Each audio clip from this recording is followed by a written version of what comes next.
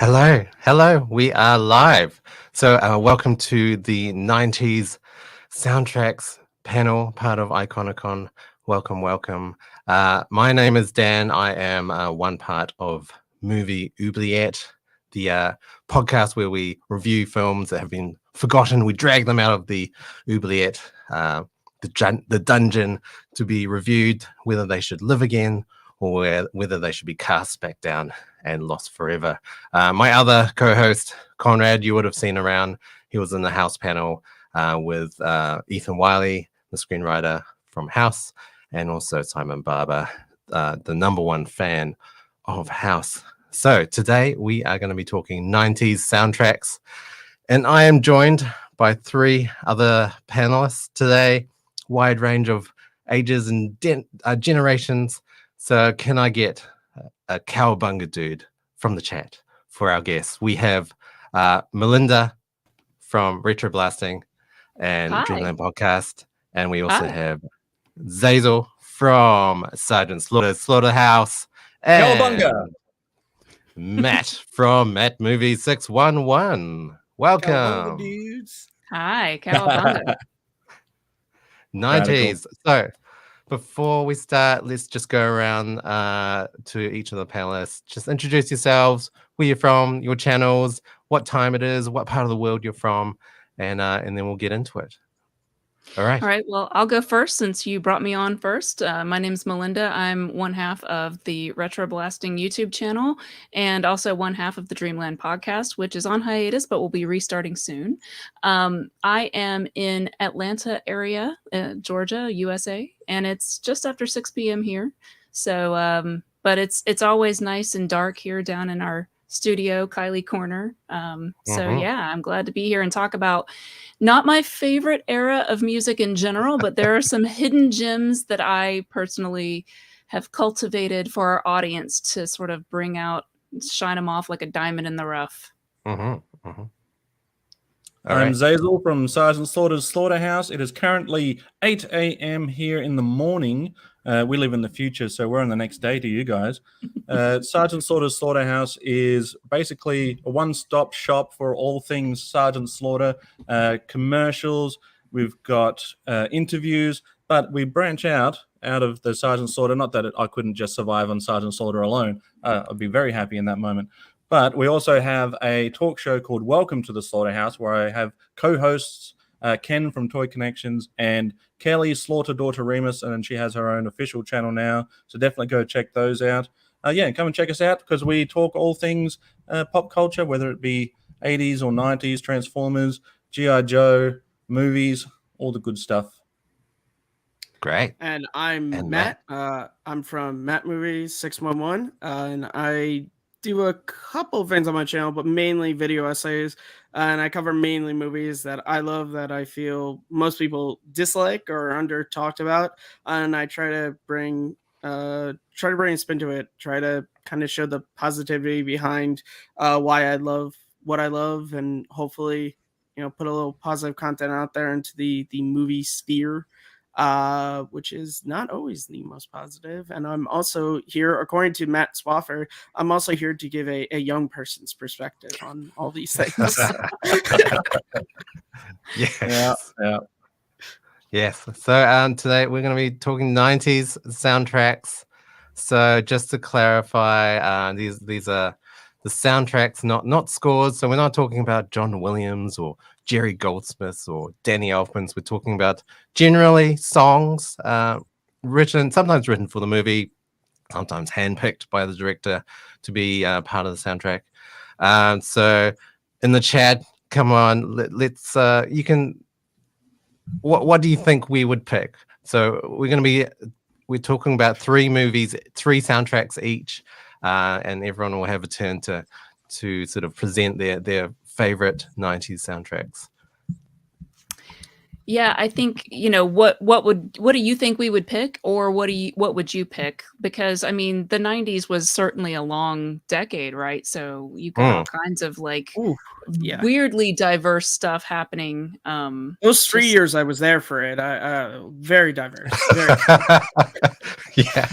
The three best parts of the 90s, Matt, right? Yeah. So you've got Barney songs, you got Sesame Street. Teletubbies. Can't leave out Yeah. Teletubbies. Oh yes. Teletubbies, yeah. Kipper the dog. You know. How about the Probably Wiggles? some Did you get Barbie that? stuff. Did you get the Wiggles? Was that 90s or was that? I feel like that was early 2000s. Well, mate, I don't know. I'll retract that. I'm sure that they had some presence in the 90s. Master Son, sorry, I just had to pull this up. He says Menace to Society. Yes, Nice. I am. All right. got- So I'm Yeah. gonna set the scene. So it's the 90s. It's the 90s. So you probably had only one computer in your house. The internet was in its infancy. You would probably have something that looked like this. Oh, yeah. And you couldn't make a phone call if you're on the internet. And maybe you're a bit older in the 90s, so you might have had a mobile phone, but you would have had one of these. Oh. Not a smartphone. No, one of these. You could have played Snake maybe. And you had fashion, the fashion of the 90s. You had girls dressed like this. And then Yes. guys dressed like this. Ugh. Oh, yeah. Yep, that's those lowrider jeans were all the rage. And bands in the 90s, lots of guitars.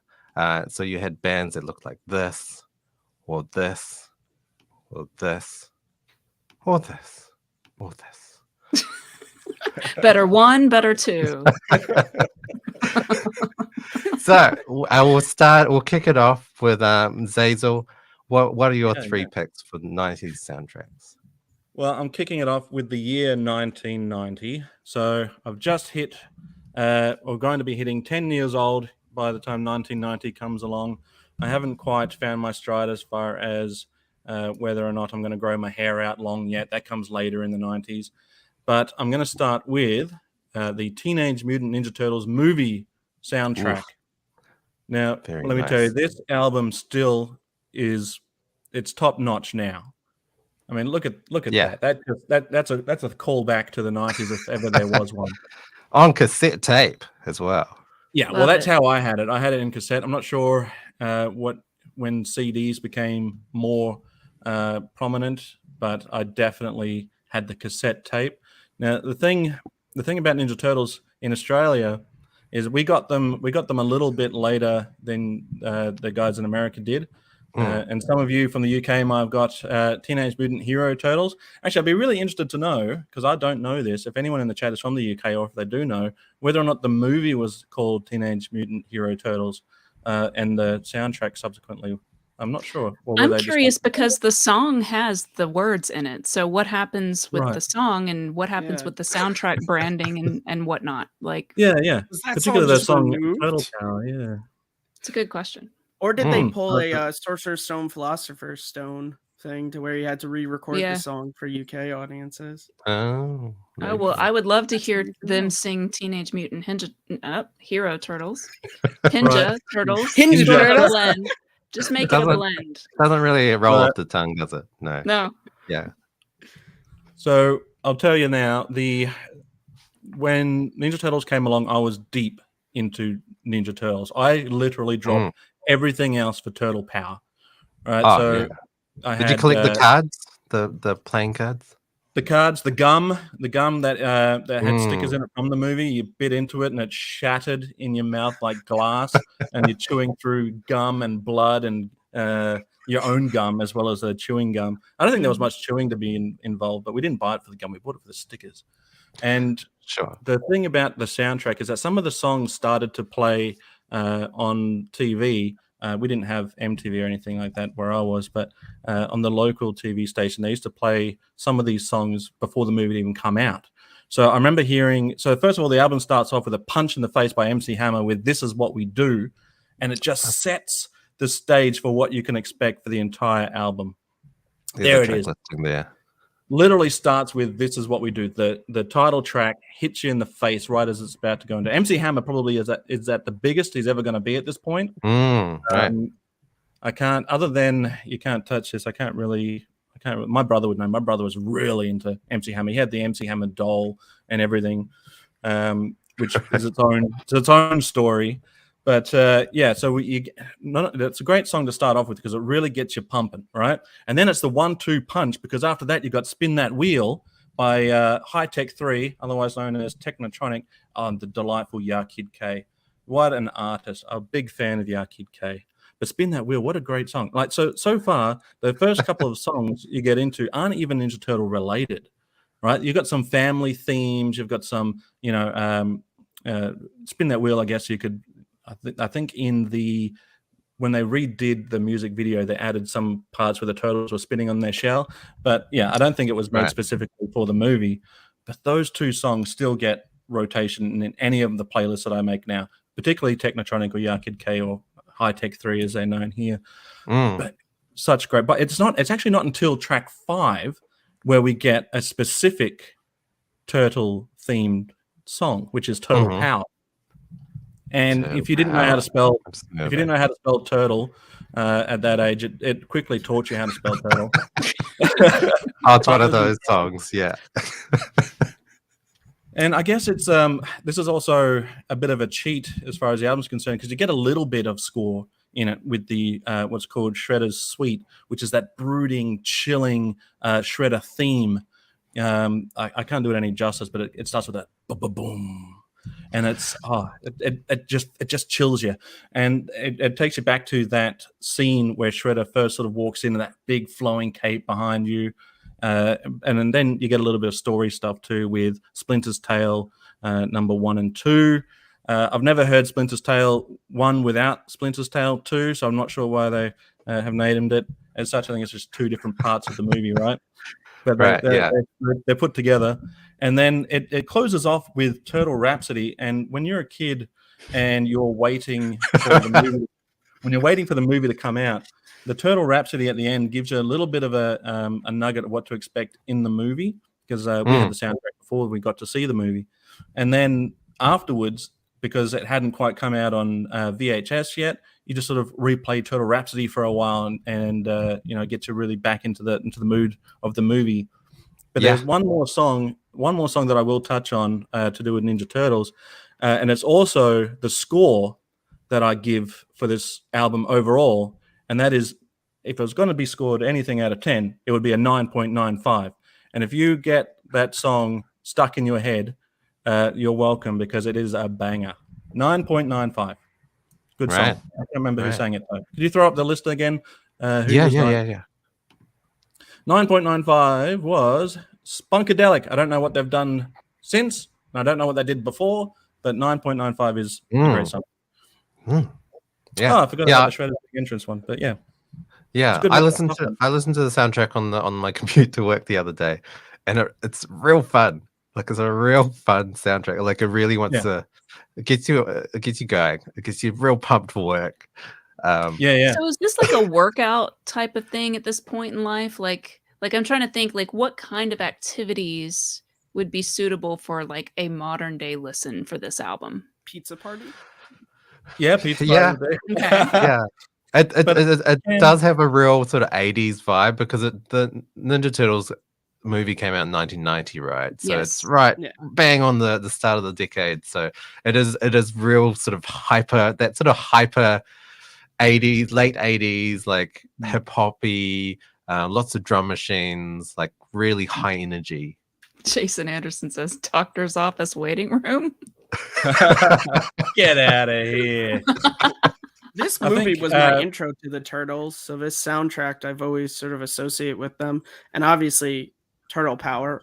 Even in my generation, we all learned how to spell turtle because of that song. However, I have a bone to pick with that song because it claims that Raphael is the leader of the team, and that is not true. We all know is Leonardo. So, well, when they sing it live, they change it up to be something like Raphael is the attitude or something. They switch it up. They realize their mistake too late, but they do change it up when they sing it live. They fix their mistake. Yeah, there was a live show, right? Of the that had nothing to do with this movie. It had nothing to. Yeah, there was nothing good that came from that. There's no turtle power in that. No. But if you do listen to Partners in Crime, if you can find a live version of that, they do fix their mistake. Still But a great Yeah, song, right. though. And the whole As time far- you were it talking, is- what I was thinking of was Turtle power, Turtle. Yeah. Yeah. All right, it's a all good right. one. We're gonna move it along. Next movie, Zazel. Oh yes, it was still in 1990, and I've gone with Young Guns 2. So Young Guns 2 was, I loved westerns as a kid, but they always felt like my mum's westerns, right? So mum Right. would go, "Oh, we're going to watch some John Wayne. John Wayne's great, but we're going to watch some John Wayne movies, or we're going to watch some, what was that, the How the West Was Won, and older sort of westerns like that, even going back further than that. And for me, Young Guns and Young Guns 2 finally felt like a western for me, right? It's a rock and roll sort of western. It really fit my sensibilities at the time. And when I hear Blaze of Glory, so they really, Bon Jovi, this is a solo Bon Jovi album. It's actually his first, and is it his only solo album? But it wasn't the Bon Jovi band. It was just John Bon Jovi. And originally, I believe Emilio Estevez wanted to use Wanted Dead or Alive for Young Guns 2, which, while it's a great song, actually has nothing to do with being in the Wild West at all. So he said that he will come up with Blaze of Glory. And apparently he did it in a matter of minutes, wrote it down on a napkin and gave that to Emilio Estevez. But so they show some restraint with the album, because Blaze of Glory doesn't show up until track 3.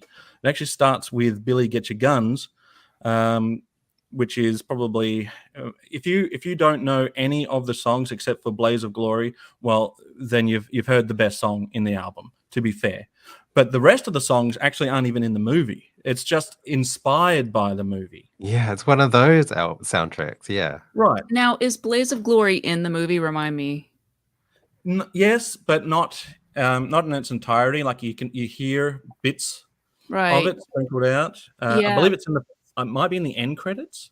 I remember the video very well for this, and I remember thinking that it was very dramatic, because there's this part where the music kind of stops, and then they do this like big pan like across, and they're just like, "Shut down," and it's just like, wow, like it's very It'll epic. wake you up if you fall asleep. Yeah, for sure. But a good thing about some of these tracks is that they do start with some lines from the movie. So you've got "Yoo-hoo, I'll Make You Famous." It's got "You Are Not a God," and it's like, why don't you pull the trigger and find out? Just some really cool moments in the movie that pulls you back in with this album, even if the songs aren't exactly the best. But Billy Get Your Guns is pretty good. Dying Ain't Much for Living is also pretty good. But the obviously the Blaze of Glory being the shining star, and it actually, if you were to listen to it, if you would listen to the band Bon Jovi and then this album and then what came after this solo album, you can see there's actually a maturity that sort of happens in their music, and it takes them out of the 80s big hairstyle music into more sensible, well, not sensible, but sensitive music. There you go. Themes, not sensible at all. Do you think, that's my second like, pick. I have to ask this, like, I feel like it was a trend in the 90s to have like excerpts from, like, audio excerpts from movies, like, on soundtracks, like even in the death metal world, like, where you would order like unproduced, like unsigned bands out of zines, and you would get like a mixtape of different like bands to expose yourself to. Even those would have snippets, and even to this day there's a movie that I know about only because it was sampled right before an Impetigo track on some weird bootleg type zine related tape that I got one time, and it's I think that was a trend, though. Am I right? Like, is it? Yeah. Yeah.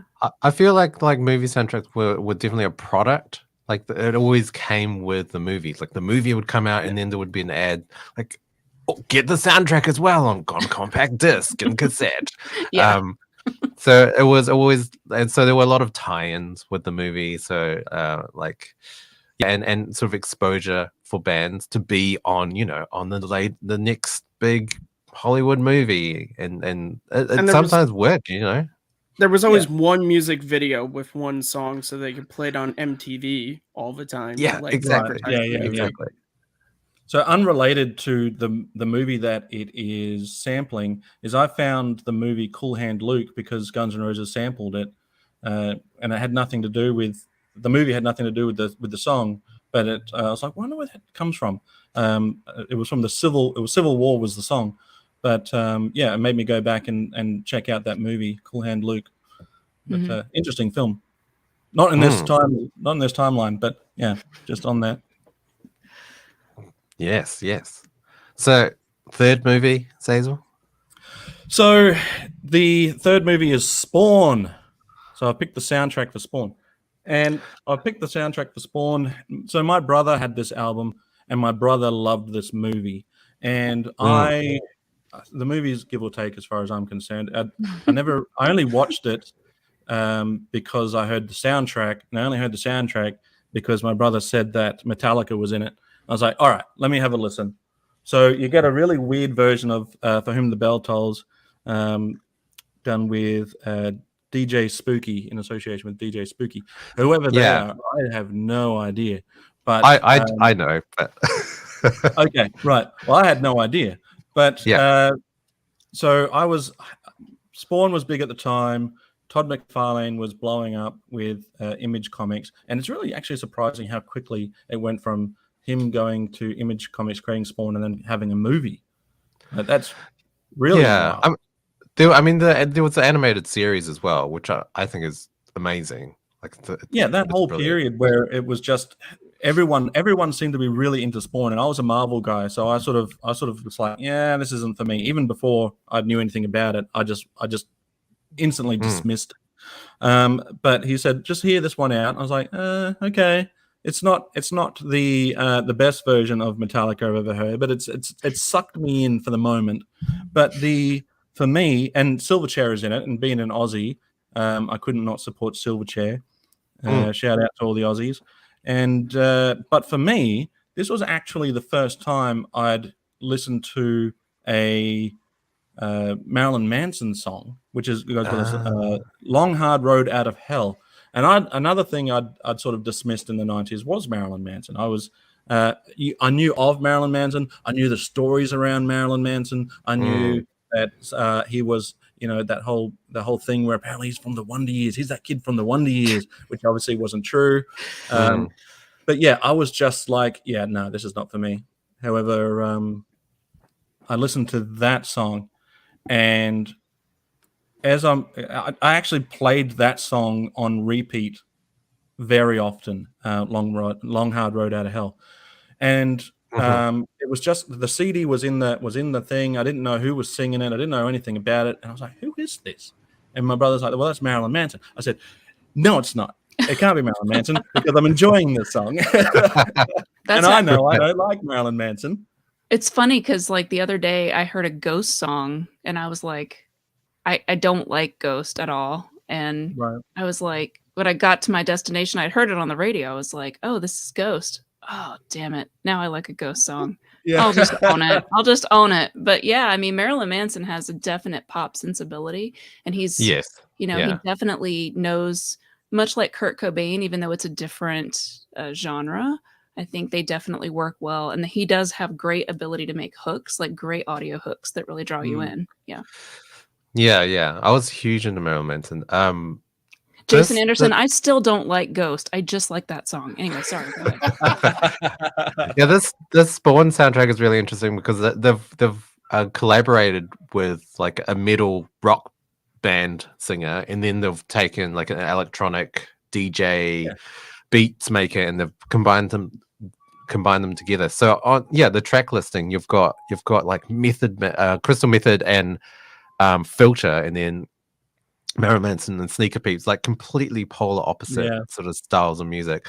I did listen to this soundtrack. Some of the songs work, some of them didn't quite work for me. The Incubus and DJ Greyboy song doesn't work for me. I think it sounds really rushed, and I think all the songs were really rushed. I heard that Tom Morello only had 3 days to do the song that he did with who was it with what was it? Where is he? The Prodigy. Yeah. It does sound great, but he only had 3 days to record his guitar parts for that. So, yeah, I think it was a bit rushed. I think there was a Moby song that was supposed to be on the soundtrack that never got done. But he bailed out and they gave it to somebody else. But yeah, I think the album is as a product of its time. It's very 90s. So you've got Prodigy, you've got Butthole Surfers, you've got Silverchair. If you want a version of Whom the Bell Tolls you can dance to, it's on here. You could dance to that. Korn. So everything on the left-hand side of the artist here, I'm fairly aware of. But it's not until you get to the right-hand side, it's like, I'm not really aware of anyone other than Moby. I mean... So that's what I was going to say about your picks, Hazel, is they're very interesting because when you look at those 3 films and those 3 soundtracks, they're very diverse from each other.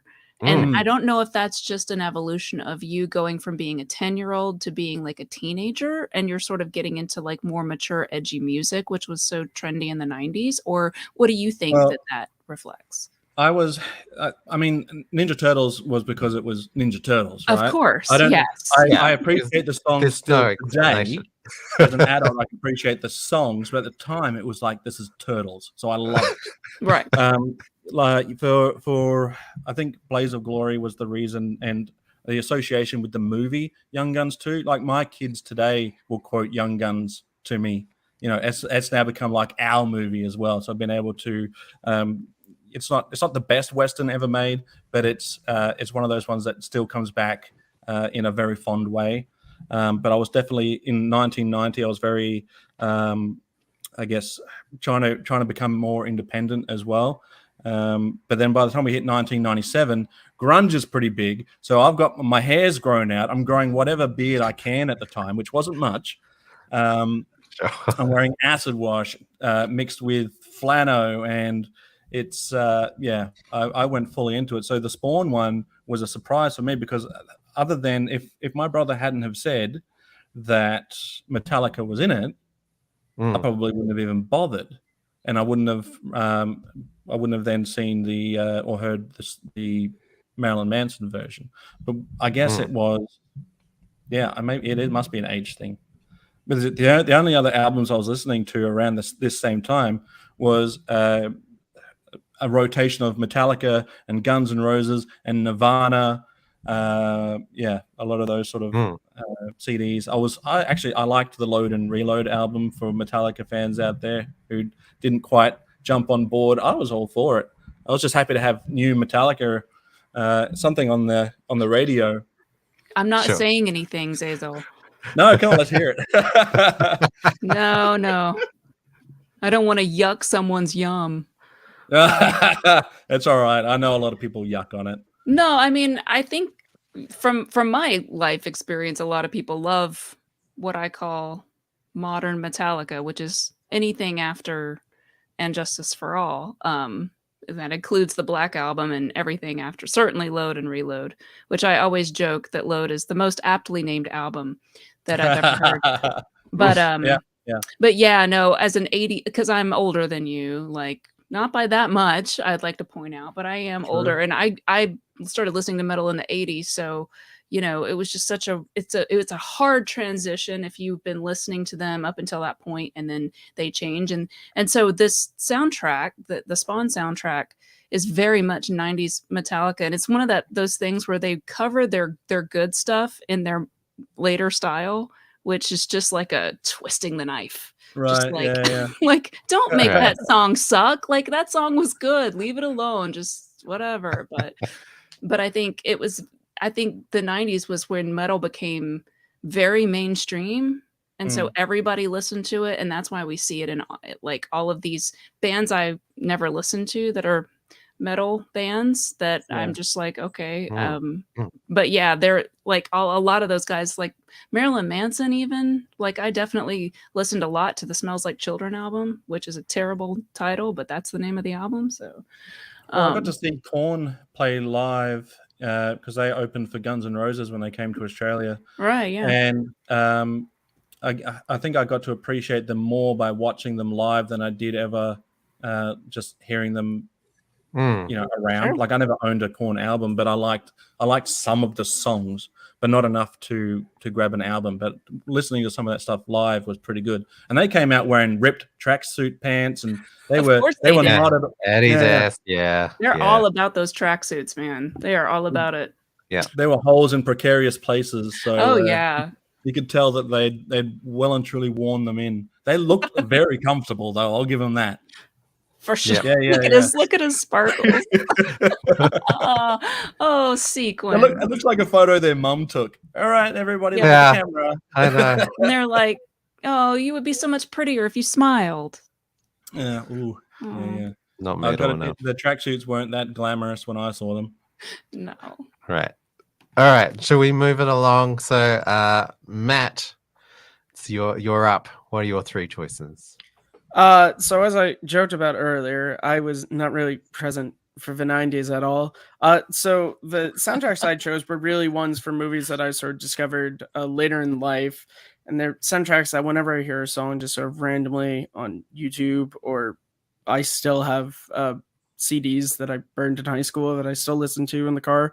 So I'm actually going to go backwards in time and start with the latest movie, which is Fight Club, which, like every high school boy, even going to high school in the 2010s, I saw Fight Club, and yeah, I immediately loved it. And yes, over time, I've come to realize that no, Tyler Durden wasn't cool, and you weren't supposed to want to be like him, Matt. That's what part of growing up is realizing Tyler Durden is the villain of that movie. Brad Pitt's cool, but not him. And the music just, obviously I started listening to it, and there's so many moments, the very opening movie, which is a weird sort of CGI sort of title sequence, and it really sort of hypes you up.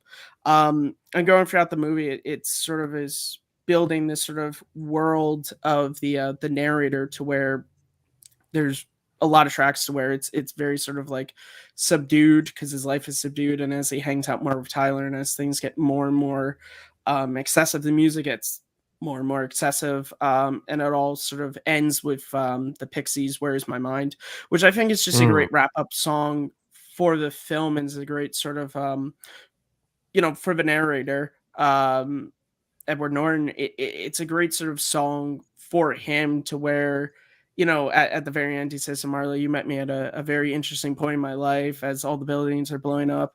It's a song that whenever I listen to, I always think about that final shot of the movie, of them just standing holding hands. It's a really beautiful It's song. iconic.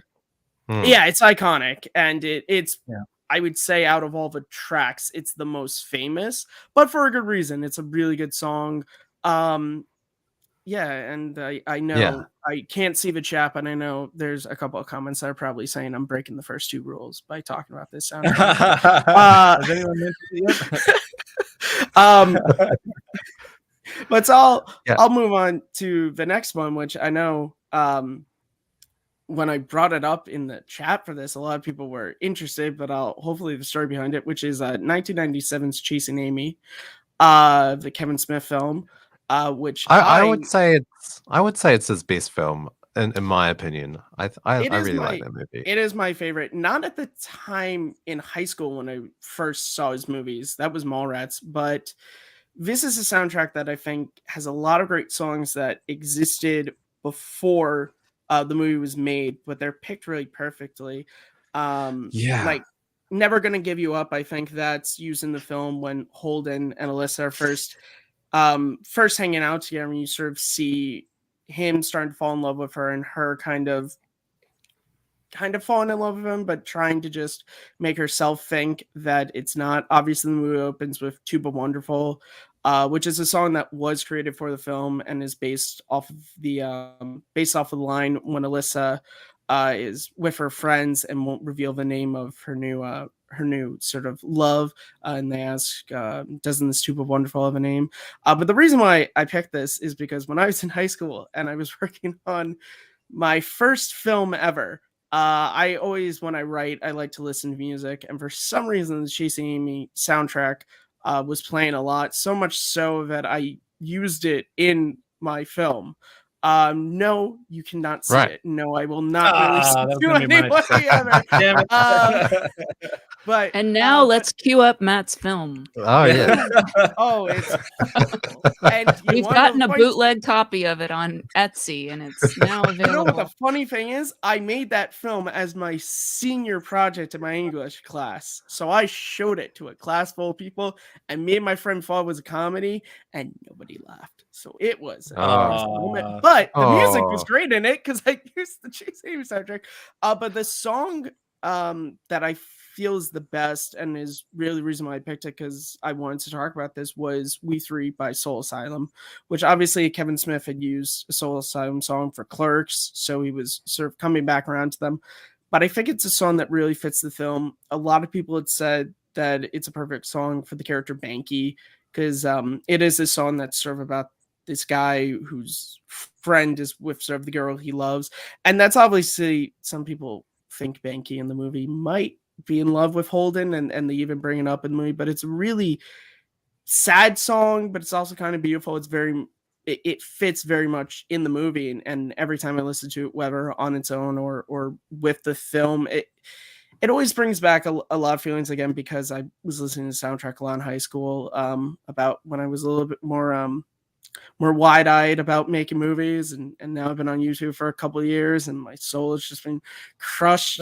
But yeah, I think this soundtrack is great. I know Kevin Smith in the last couple of years hasn't really been on the highest of terms with people, and for some good reasons. But this was 90s, so it was peak Kevin Smith. This was peak. I would say it's kind of this and Dogma for me were his kind of best films, I guess. Like everything after, I don't know. I mean, I don't mind Red State. I think that's an okay movie.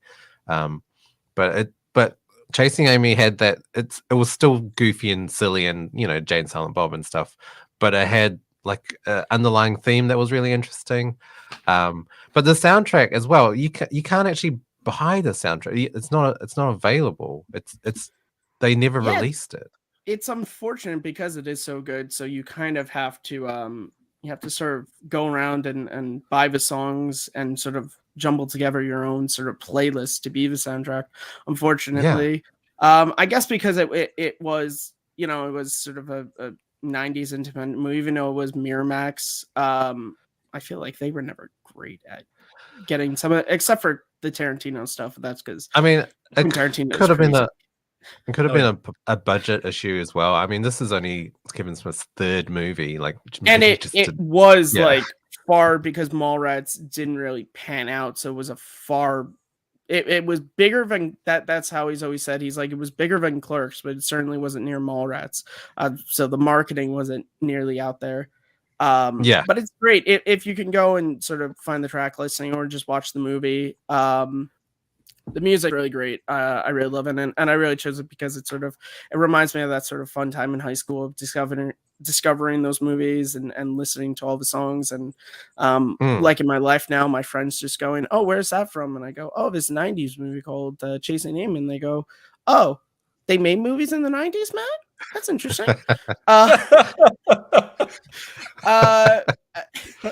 And then it's definitely a really diverse sort of collection of tracks as well. There's like a lot of 70s and 80s stuff in there. Like it's obvious that it's like Kevin Smith being like, this will sound great. I think my favorite story behind the soundtrack is It's Your Birthday is in there, and that's simply because Ben Affleck sort of forced Kevin Smith, because he wanted to use the line, and so he kind of forced Kevin Smith to have to go and get the rights to use that song.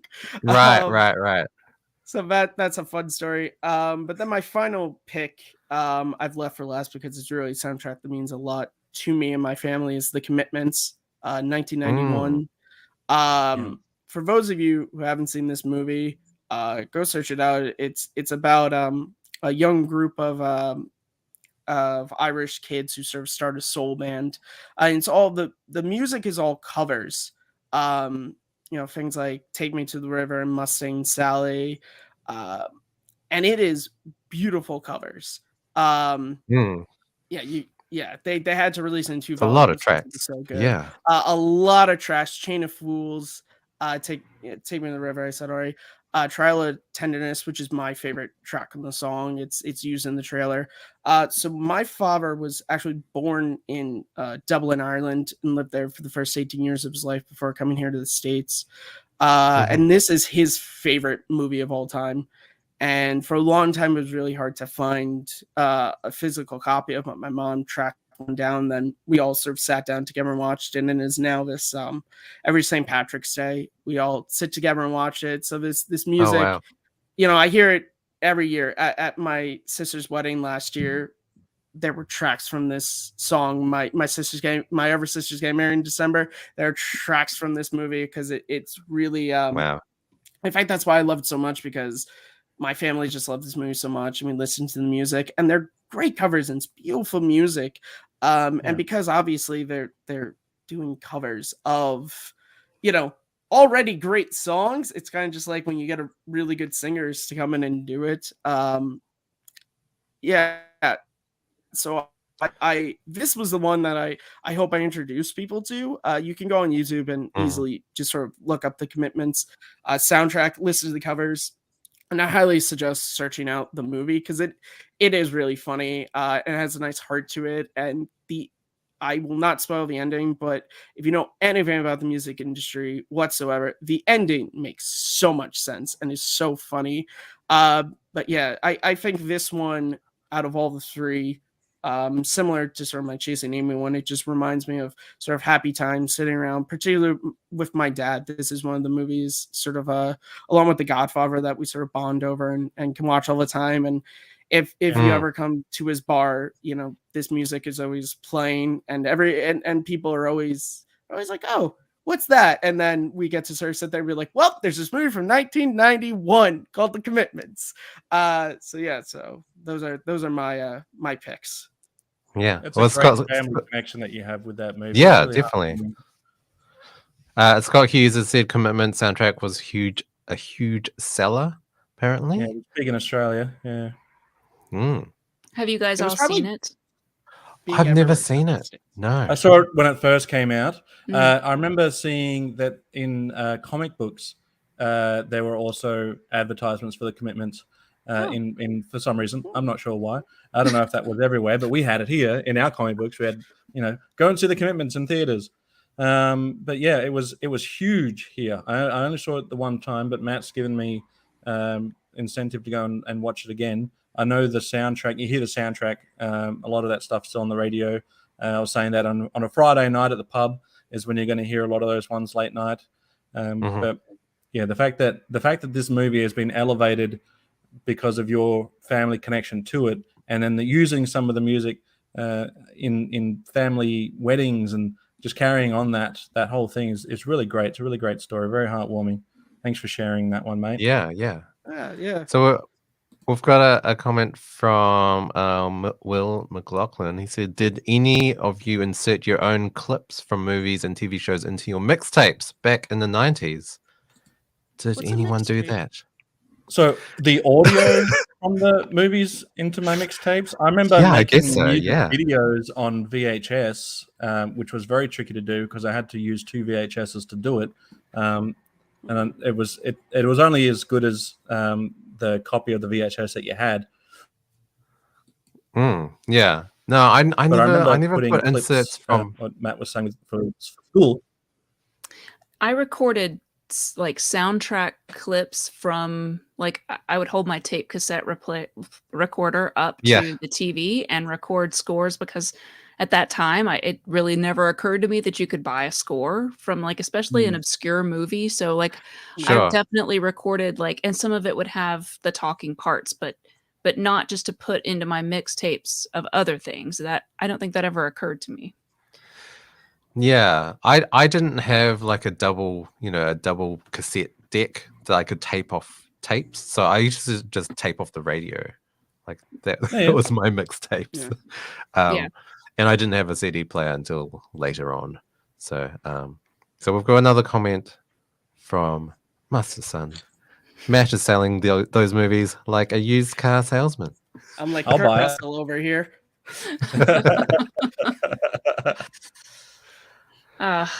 Well, All right. you've convinced me. I should go and watch the movie. Certainly after Iconicon, but maybe Yeah. the day after Iconicon, that's a good day to settle in for a little commitments. Yes. Yeah. All right. It's not So a I heavy guess movie, so it's an easy movie. It's not like there's, it's about a band, but there's no like drug use or like, oh, he killed this guy or something. It's a very simple, fun movie. So Full it's an Monty. easy watch. Good humor. Good. Sounds good. Okay. All right. So Melinda, you are up next, and I think there might be a movie that people will be looking forward to you talking about. I think so. Yeah. Let's hope so. We're going to start with one that probably no one here is familiar with, but possibly. It's not going to be the one that's been requested or expected, but I'm going to just go chronologically with when the films were released for mine. So starting in 1990, the first soundtrack that I picked was Wild at Heart, which is a David Lynch film starring Nicolas Cage and Laura Dern. Nicolas Cage. Yes. Right. It's prime Nick Cage, and it won Best Picture at the Cannes Film Festival in 1990, as it says right there on the screen. It is very David Lynch, and if you listen to a lot of other David Lynch soundtracks, you'll notice some similarities to like some of his other pieces. But this particular film relies heavily on a very 50s aesthetic. So you've got, of course, Nicolas Cage covering two different Elvis songs, which I never realized it was him singing them until much later in life. You've got two Chris Isaak songs, including his very popular Wicked Game, but also what is it called? The Dark Spanish Sky. Blue Spanish Sky. Yeah, gorgeous song. I think I'd like track 2. I was about to say. What was track 2? Track 2. Slaughterhouse. So Power Mad, yeah. So Power Mad was a speed thrash metal band. They did open for like Overkill back in the 80s. So a lot of like thrash metal people like and speed metal people knew who they were, but they were never like huge. They weren't like a huge thing, but they are in the movie, the band, and it's really funny because like in the scene it's like Nick Cage and Laura Dern like being metalheads and dancing like this in the club, and then the band stops and they call Nicolas Cage up to the stage and he sings Love Me Tender, and like Laura Dern is just like like screaming like the Beatles. It's so funny, it's so overwrought and so typically David Lynch. But yeah, so up until that point in life, now I didn't see that movie when it came out. I saw it in college. So it was probably around, say, like 96 when I saw this and got the soundtrack. I did see the movie and then bought the soundtrack because of it.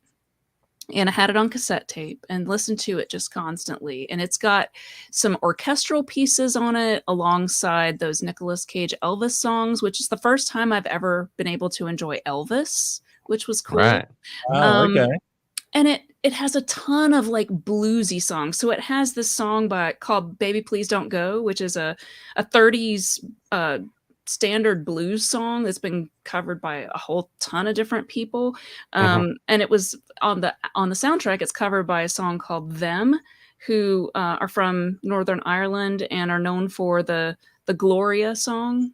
You know, the old one from like the 60s, 70s. Yeah.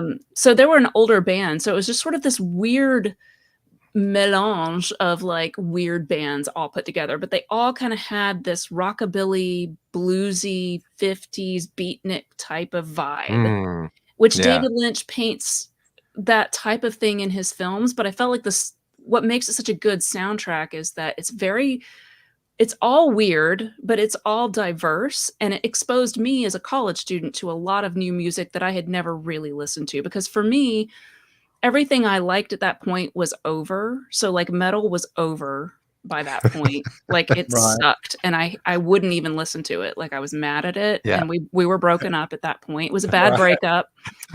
We weren't speaking well. You know, I had a restraining order. So I wanted to start like experimenting with some other, you know, it's college, it's time for experimentation, right?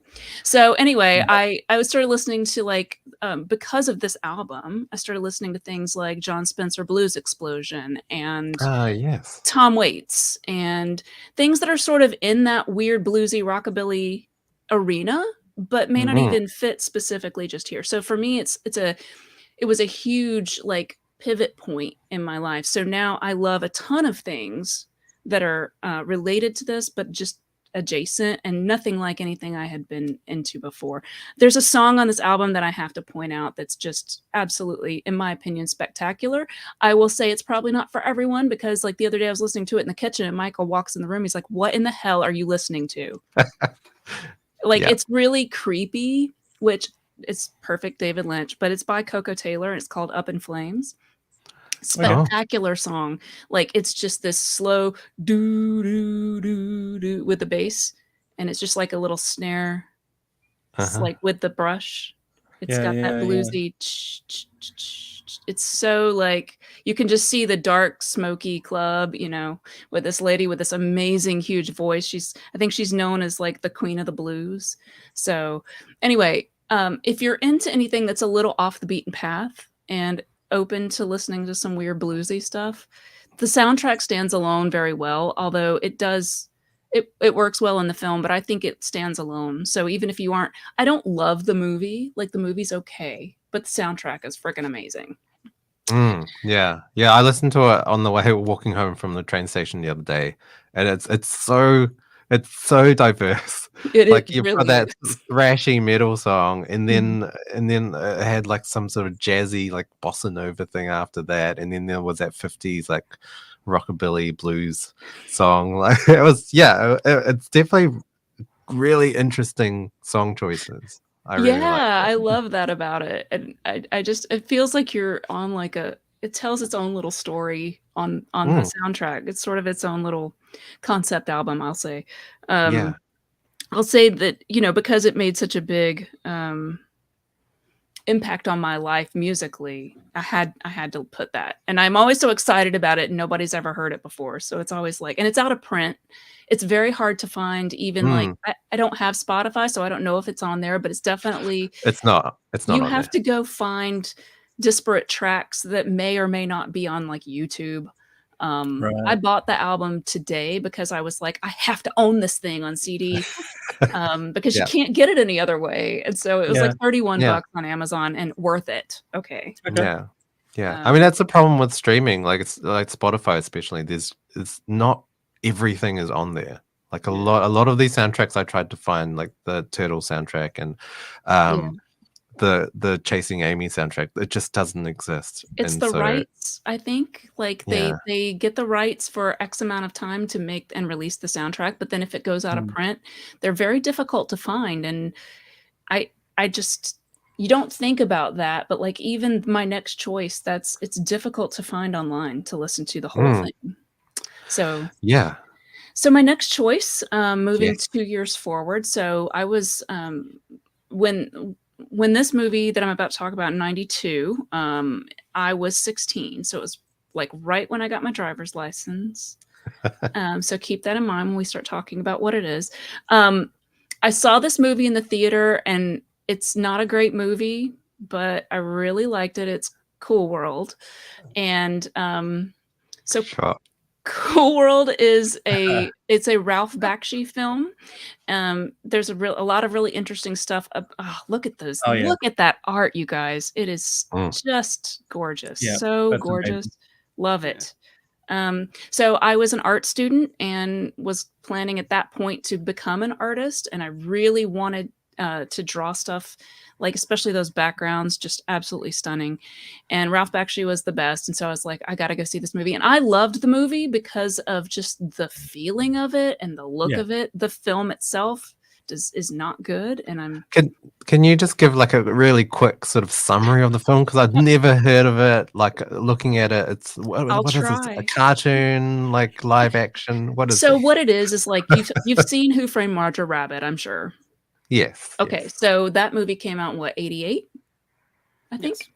So Yeah. 88, like so 4 years later, Ralph Bakshi was like, "Hey, I wanna kinda take this idea of, like, cartoons interacting with humans," and his initial script was that a human and a cartoon had a baby in this other world, and then the baby went into the real world to find his father, who was a human, and murder him. Yeah. but the studio, once they got the rights to the film, the project, they took it and made a very different kind of movie. So basically, it's very hard to describe the plot because it doesn't make a lot of sense. But essentially, a guy gets sucked into the Toon world, and there's this female character Kim Basinger plays, who was originally going to be Drew Barrymore, if you guys want to think about that for a minute. But Yeah, she's that's super weird. sexy, and she's Wow. like wanting to, if she has sex with Annoyed, which is a human, then like humanoid, so annoyed, she can cross over into the real world, which is what she wants to do. And she has to get this thing called the spike of power. And so she's trying to get into the real world, but by doing so, she will break down the boundaries of reality, and the Toon world will just come crashing in on us. And so it's not a great, Yeah. whatever. But And Brad anyway, Pitt's there. We got a summary from from Jason Anderson. Guy draws cartoon, guy goes into cartoons, guy goes into cartoons. Shit gets weird. that is a really good synopsis. But then there's also Brad Pitt is also in it, and he had just Yeah. come back from like World War II. So this seems like a totally separate story where he gets in a horrible car accident with his mom, like right after he gets Yeah. back from World War II, and he gets sucked into this cartoon world. And I guess he's then immortal because he still like looks the same in the 90s, like in modern times. And You mean like he's a Brad Pitt cop. now? He's a cop. Like, yeah, he's like preventing humans from having sex with cartoons. Like he's following this guy around going, don't do it. Like, I don't know how it's very weird. It's I very feel like weird. that was the Convince Roger me. Rabbit part. They wanted the real cop in the movie. I feel like that was something that was not in the original script. Yeah, I don't know. Well, so the actual soundtrack was my first exposure to sort of the techno scene of the 90s. So you had things like Moby and My Life with the Thrill Kill Cult and the Thompson Twins. This is the only song of theirs that I like, which I know they were around in the 80s. But there are two Moby songs. One is called Next is the E and the other is Ah Ah. But both just like when I hear the soundtrack to this particular movie, I visualize Ralph Bakshi's art, mostly the beautiful backgrounds that he drew in the movie. Like the cartoons interacting with humans thing really didn't work super great to me, but the backgrounds were just so stunning and and they were all so detailed, and there would just be crazy trippy stuff happening. So they'd be driving through a cityscape and there'd be these spinning tiki heads like as they're driving by, that totally unrelated to anything. It's like you don't even have to do drugs. You could just go to that movie. Yeah. And it was like, wow. The background stuff is arguably more entertaining than the movie itself. I would agree, but the soundtrack really mirrors that. So it's very chaotic and samples of all kinds of stuff, and it's just it's a lot. But so going back to the fact that I was 16, I'd pop that thing in the tape deck in my Camaro and drive around, and it's just like this perfect like driving music. Like if you can, kind of, I can't. Yeah. Obviously you can't sing it because it's just like, little riffs on a synthesizer, but it's just yeah. So we've got a comment from Jason Anderson. The Moby Club dance track from Cool World is banging. It is. It's very banging.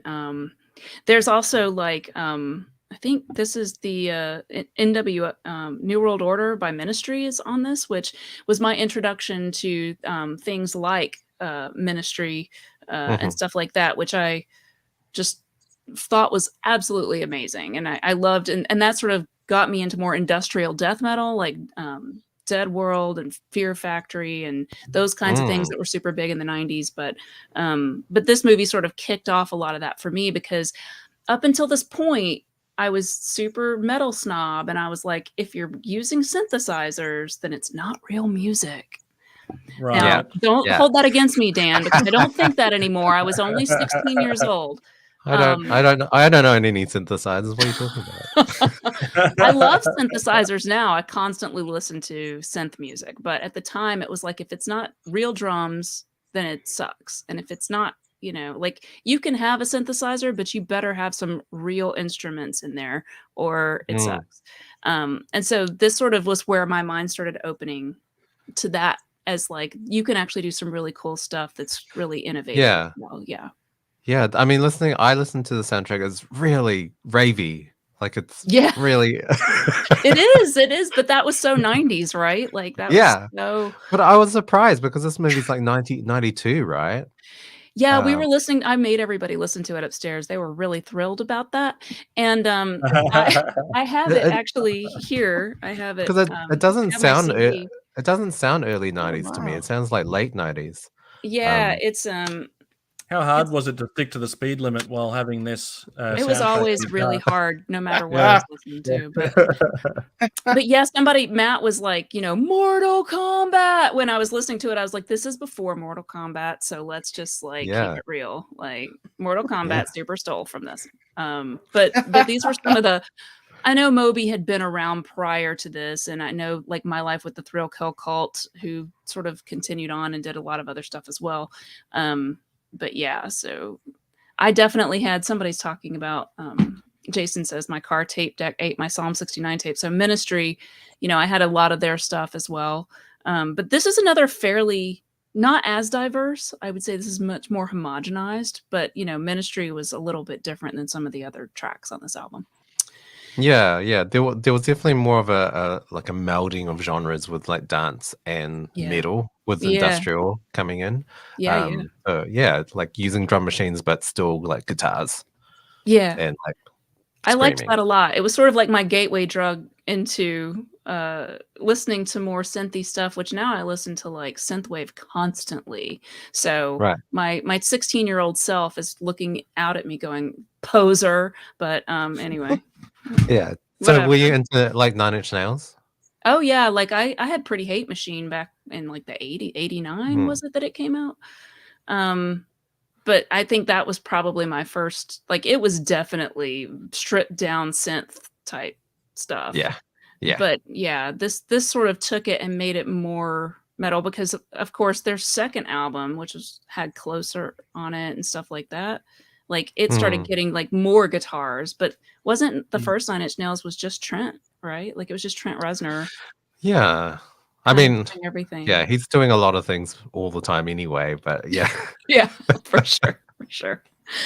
I mean, it wasn't the first time I'd ever heard, but like it was certainly the first time I'd ever heard Moby. It was the first time I'd ever really heard club type music. Yeah, I didn't know Moby used to sound like that. It's like a lot more gritty than his sort of later stuff, which is just sort of light music. I don't know. He sold out quick. So Third movie is not going to be any surprise to anybody, but it is 1994's The Crow. We couldn't get through this without me talking about The Crow. It's my favorite movie. For most of you know that, and a lot of you know that for sure. So The Crow obviously came out when I was. Oh, look at Brandon. He's so gorgeous. He's just perfection.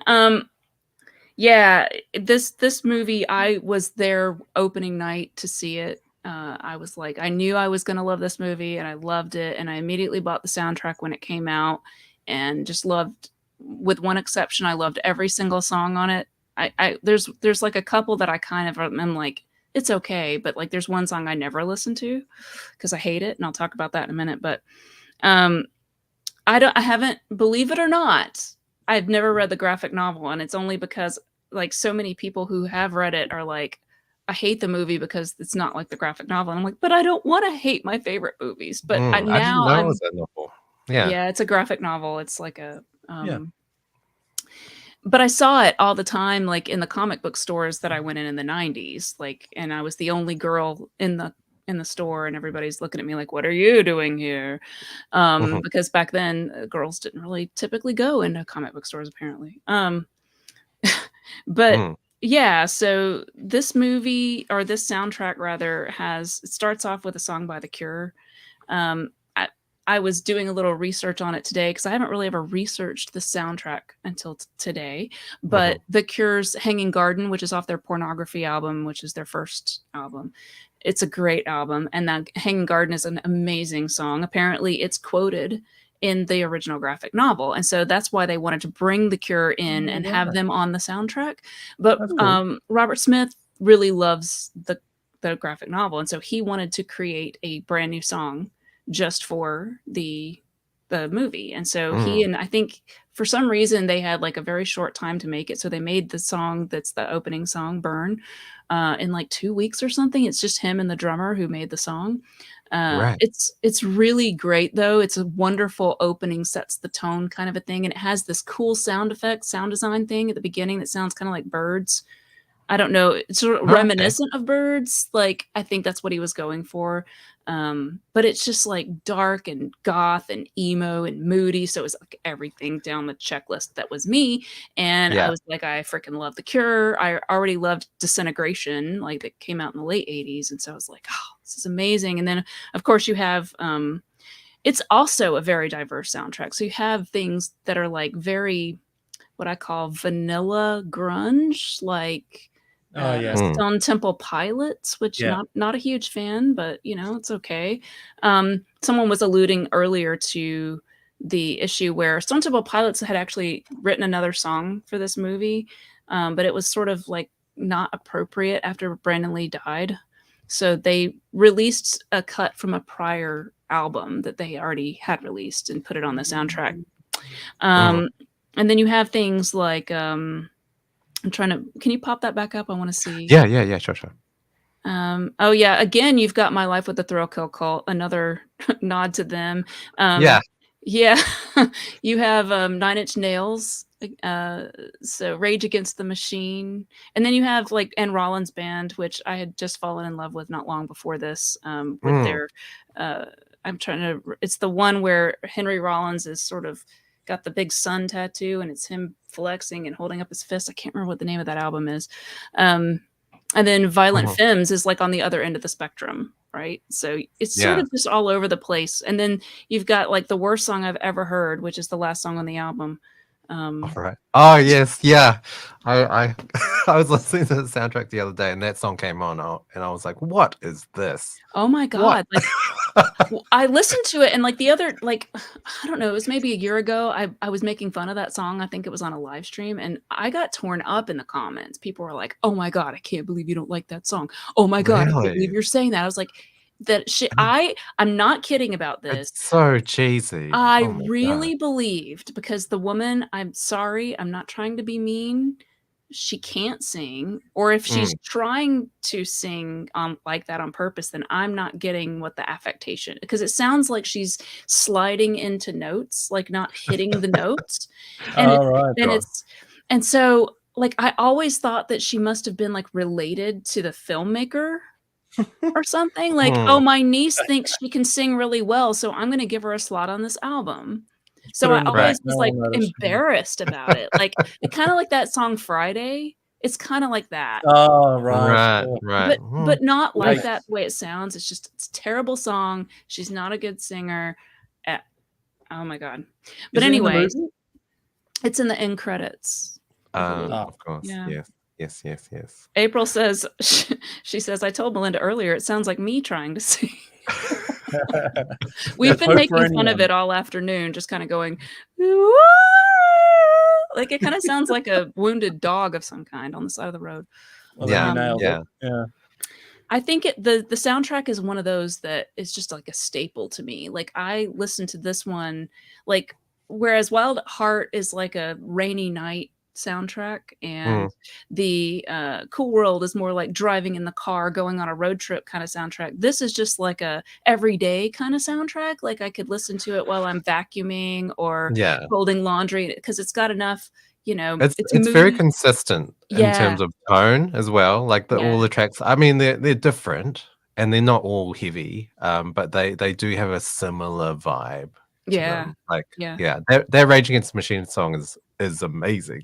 Oh my God, it's so good. And you know what's like funny? Jazzy, but then Tom like Morello really wrote heavy. that before he was even in the Rage Against the Machine. And so, Oh wow. yeah, it's like an older song that they sort of dusted off and kind of brought in for the film. But yeah, it's I don't know. There's something about it. Several people mentioned it earlier on. They were like, "Have they talked about The Crow yet?" And it's like, if you were into like metal or hard rock, you were into this soundtrack for sure. Like, and probably like Spawn, like Zazel's pick from earlier. A lot of the metalheads I knew were really into the Spawn, and then there were like Judgment Night, I think, was one that I don't remember if that's from the '90s, but a lot of metal heads I think talk about that one, if I'm not mistaken. I didn't ever Yeah. listen to them, but it's sort of like one of those staples that a lot of people who are into that genre are really into. So anyway, those are my 3 picks. Yes. Great. So All now right, it's so your turn, Dan. it is my turn. So I grew up in the 90s. The 90s was the greatest decade for me. So all of those bands that you probably hated in the mid to late 90s, Melinda, all those metal bands, I loved those bands. They were my favorite bands. So I grew up in New Zealand. I grew up in Wellington, New Zealand. There we have it. So quite far away Little from guy. That's our little everything. cousin. It's the island off Australia, and I grew up with sort of classical music, so I played piano and I played the flute as well. So You're so happy doing it too. Amazing. so through the mid to late 90s, it was a big sort of transformation for me. Like my transition from dorky, geeky little kid to a cool adult that likes metal and punk and stuff. So my choices are very influential at the time. And these were soundtracks that for some reason everyone seemed to have. Everyone. So my first pick was Cruel Intentions. I don't know the movie. I rewatched the movie recently. Does not hold up, especially after the Me Too movement. This is a terrible film. There's like grooming and coercive control and pseudo incest and victim blaming. Oh, it's terrible. It's terrible. But the soundtrack is amazing. Like it's very mid to late 90s. So you've got Placebo, Blur, Counting Crows. Skunk Anansie was huge for me. Skunk Anansie was one of those bands that kind of brought me into more alternative kind of heavy music. And also The Verve, that song Bittersweet Symphony. It's so cliche now, but that song in the end just like a great sort of top for the film. And also Fatboy Slim as well. So just really 90s right there. And I sort of want to pair it with my second choice as well, which was Romeo and Juliet. Everyone seemed to have the soundtrack as well. Right. Similar sort of artists. You've got Garbage, Everclear, Desiree. I don't know whether she released any other songs because that's the only song I know from her. And the Cardigans as well with Love Fall, which was also in the Cruel Intentions soundtrack, but for some reason it's not on the soundtrack. It's in the movie. You hear it clearly in the movie, but it's not on the soundtrack. And also my biggest sort of most loved band of the 90s is Radiohead. I had just immeasurable love for that band. I don't know why, but they were huge for me. And what a handsome bunch. Yeah, I know. Yeah, right? can you actually put up the Young Guns photo again? Because I need to clear my palate. Just kidding. These guys were hot. Anyway, sorry. Yeah, so I mean, yeah, mid to late 90s for me was just like my sort of transition, and I listened definitely. Movie soundtracks was one of the reasons why I changed my musical taste, and also with TV shows like Buffy and Charmed, and like sort of directed my taste in music into something sort of better, I guess you would say. And another, the third movie I'm going to choose is The Matrix. Well, it's 1999. It's right on the cusp. And it's a good farewell to the 90s.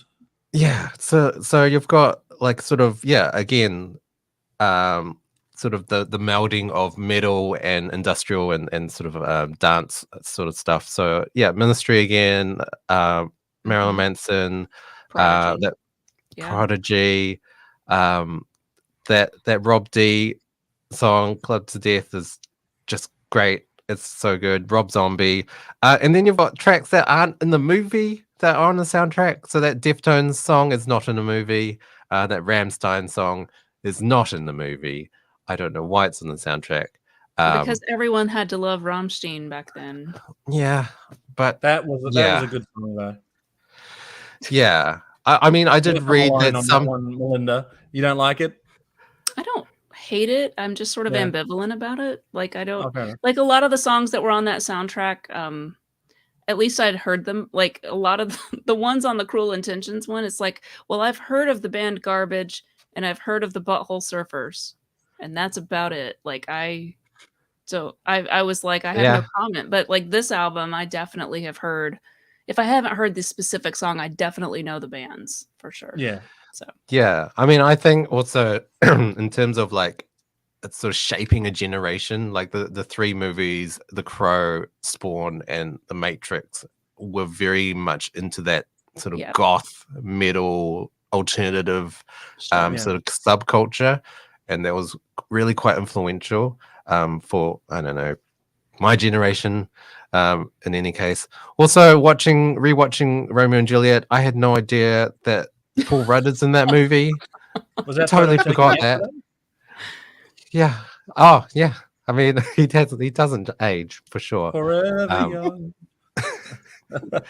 But like, I completely forgot. I forgot that too, and it's been a long time since I've seen that movie. But yeah, I feel so those are my three choices. Like quick fire. I think those are like very quintessentially 90s. Like it's nice because like they really, whether like a person loves or doesn't love the artist or the songs, you can't deny that they very much capture the essence of the 90s, those three picks. And I wonder, like, so what motivates someone, especially a younger person, to buy a soundtrack is typically the movie itself, and or like Zazel said earlier, like you hear that there is an artist on the soundtrack that you like. Like I have right here the Higher Learning soundtrack, which I bought because Tori Amos is on here. I didn't listen to any of the other tracks though, like that.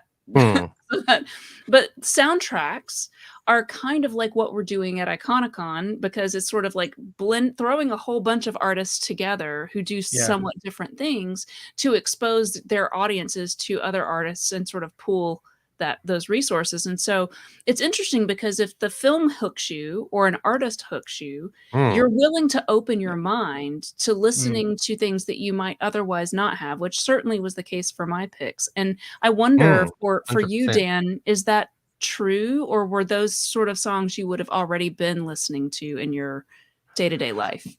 No, definitely opened me up to like a lot of different. I mean, I grew up in New Zealand, so I mean we're quite far away from where everything cool is happening. So yeah, this was the only way we could find out. With the internet didn't really have anything to offer. It was just, this is how you found out about stuff. We didn't have MTV in New Zealand, so okay. Radio. We had radio. We had a radio station. We had a radio station called Air Conditioning. I'm sorry. We'd have a radio station called Channel Z, which was hugely influential for a lot of youth in the 90s. But yeah, just so far removed. And so I think also because this was around the time, especially in the late 90s, early 2000s, of Napster being quite Yes. popular. So like file Before, sharing. like, James Hetfield did the Hulk smash on it. Yeah. So MP3s were sort of been circling around, and burnt CDs. You would always have a burnt CD. Like my CD wallet was full of burnt CDs from friends. Oh, That yeah. I'll rip the CD for you. And that's how music circled around. I remember Napster used to take 10 minutes to download one song. So Wow. long. So long. Well, you know how you used to be able to get CDs that had a mix of what was big at the time, like just number one hits. Yeah, And that's right. those. I think soundtracks are the cooler cousin to those sort of music ensembles, because you get a lot of, because it's not always going to be stuff that you're going to hear on the radio. It's always going to be the popular choice, but it does open up your brain and your mind to hearing some genres, or to hearing some songs that you wouldn't ordinarily go out and listen to. Like my experience with Marilyn Manson, for instance, happened because of a soundtrack. Yeah. Right. Exactly. Yeah. So would you say the 90s for everyone was that a good decade for soundtracks, or was that hit and miss for all of you? I would say that it's going to depend on your age. Like, I don't really, I don't know, or your musical tastes, or a combo thereof. So, I think for me, like, a lot of my favorite soundtracks are from the 80s, but I was a kid. Whereas you guys, like Dan, you were more of a kid in the 90s. So that's sort of your sweet spot. And I feel like, when I've heard Conrad talk about, like, cause he's my age. So when he talks about it, he's more of an 80s guy. And so Matt, like, I don't know for you, like, is the aughts like a really great decade for soundtracks for you? Or I'm not trying to be snarky. I'm just being serious. No, see, for me, because and me and Michael have talked about this, because I'm such a weird amalgamation of a human, because I was born in the late 90s, but everything I love is from before I was born. So like my favorite soundtracks are like the 80s. Like my favorite band is Huey Lewis. So like 80s is more my style. Yeah, so like in Zazel, like I don't know when are your favorite soundtracks from kind of when you were that around 10-ish? Well, I mean, I think the 90s were probably the last good decade for movie soundtracks. Okay. I would have been hard pressed to pick 3 from anywhere after the 90s. I think I was able to appreciate at that age, because I was going on to 10 and into my teens. I think I was able to appreciate music more for what it was, as opposed to just liking what was popular as a kid. As you're sort of becoming more of a independent person, independent thinker, you sort of steer away from what everyone else thinks is cool just for the sake of being cool, and you start to find your own sort of niche, your own loves, and you don't have to apologize to anyone for liking what you like, whether it be the Crow soundtrack or Load and Reload by Metallica. You certainly don't have to apologize to me for liking Load and Reload. I mean, I like stuff that nobody likes, so who am I to judge anything? But yeah, I do feel as well that the 90s was the last decade for like soundtracks as a product of a film. When a film came out, there was always a soundtrack you could buy, and also the music videos that accompanied the songs from the soundtrack in the film. And I don't see that anymore. I don't see clips from movies in music videos anymore. Yeah. I love the Blaze of Glory video clip, because it's got the drive-in theater screen, and then it goes up in flames while the movie's playing on it. Yeah. Good stuff. Yeah, that was actually a really good video. And like I said, it has that it's so well done with the way the song sort of has that pause, and it really it's very memorable, and it actually reminds me a little bit of the Don't Cry video by Guns N' Roses, where Slash, God, looks so sexy in that video, but he like has this moment where he's like not wearing a shirt, and he's wearing these low-rise leather pants, he's playing the guitar like right on this cliff, and it's like shooting him like from this this big crane shot, and it reminds me of the kind of crane shot that was in that Bon Jovi thing. So Yeah. yeah, Mm, yeah. It's a I very think that well was a done piece. thing at that time. Yeah. yeah. You know, it was executed well in this moment. I think it went well with the song.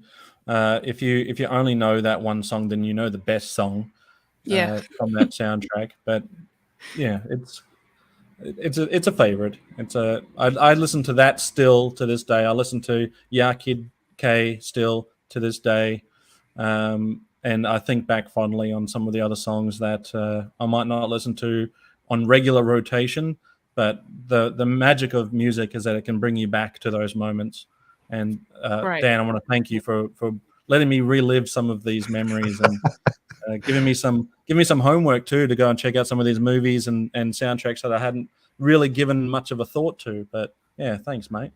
Yeah, yeah, it was Yeah. really, it was quite interesting going back and revisiting these songs as well, like what you used to like, and some of the, I mean, I studied audio, so I have more of an understanding of production and um, sort of production value in terms of mixing and mastering and stuff, and some of them are like really rough. Like I didn't even know as a kid, like, wow, these are not great recorded songs, and some of them hold up still. So some of them are just like, wow, I can't believe this was recorded with like nothing in the '90s, early '90s. It's amazing. Um, Mhm. so yes, okay. I guess I'll leave the final 5 minutes of the stream. We're nearing the end. Just for everyone to plug their channels and upcoming streams and panels, and yeah, tell us what's coming up. Who wants to go first? Oh, Matt. I'll go first. Zazel. I'll go Zazel. first. Go for it. So, firstly, everybody in the chat right now, appreciate you all jumping in there and giving us some great insights into what you thought was great. So, if you can, do very quickly give this channel a like and subscribe. I'm finding that movie Oubliette is becoming one of my favorite YouTube channels. So, please do leave them a subscribe. Thank you. Matt, give Matt a subscribe while you're at it too. I'm becoming a fast fan of Matt movies. Retro Blasting. I mean, we all love Retro Blasting, but definitely go check out Retro Blasting and give them a like as well and a subscribe. And when you got time, after doing all of that, jump on over to Sergeant Slaughter's Slaughterhouse. Come and check us out. If you like what you see and if you think I've earned a subscription, please do hit that button. And welcome to the Slaughterhouse. But thanks, Dan, for having me on. I super appreciate it, man. This has been fun. Yeah. Do you have any upcoming panels or premieres? I do. I've got one coming up after this one, a little bit after this one. I'll be talking 90s toy tie-ins, movie toy tie-ins. So that's coming up very soon on... It's at 9 p.m. Eastern time. Yep. So, yeah. It's on Two Cents Toys channel. So, yeah, it's going to be great. Yeah, I'm looking forward to that one. I think I'm going to have, I think I will like some of the things that people dislike as far as that toy lines are concerned. So I'm interested to hear what's going on there. I did drop a video that I did with Sarge and Kelly's slaughtered daughter Remus, where we're talking about all of the new Sergeant Slaughter figures, the resurgence of Sergeant Slaughter action figures. So come on over and check that one out too. I'd really appreciate it. Definitely. Matt, you should go next. Okay. Whatever you say, boss. I am Matt, and I'm from MattMovie611. But you can find me on Twitter, Kearns_Matthew. Keep up to date with all my stuff there. This was a lot of fun. I liked coming on here and being the used car salesman for movies that, of course, none of the soundtracks are discoverable, so enjoy not being able to listen to anything I talked about. Yeah, same. Yeah, this was a lot of fun. You can find me. I just actually about an hour ago had my Iconicon video premiere on The Last Starfighter. It was a lot of fun, so go check that out. As I was saying in the live chat, it's a short video, so it's a nice little pit stop. If you know, we've been having a lot of great stuff. You know, if you just watched the Desert Rat documentary and you need to decompress with something quick, throw my video on. But I'll be on 2 panels tomorrow. Actually, the last 2 panels I'll be on, which is War Stories on Analog Toys talking about Rambo 3, and then Nice. on Valverse talking about 80s movie villains. So should be a lot of fun. Yeah, so for me, obviously, I'm Melinda from Retroblasting. You can find us on YouTube, Retroblasting, all across social media channels. So any of those, you can just find us there. In terms of things coming up, we do have, like Matt just said, the Rambo 3 on War Stories.